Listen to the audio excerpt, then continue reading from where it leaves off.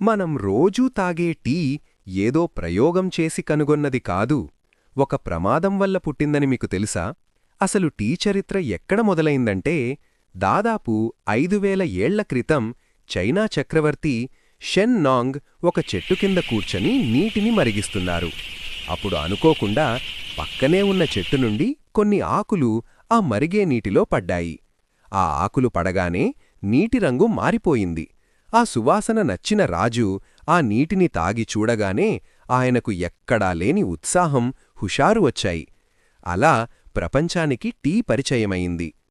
మీకు తెలుసా, మొదట్లో టీని ఒక పానీయంలా కాకుండా ఒక ఔషధంగా, మెడిసిన్గా మాత్రమే వాడేవారు. కాలక్రమేణా ఇది ప్రపంచవ్యాప్తంగా ఫేమస్ అయ్యింది.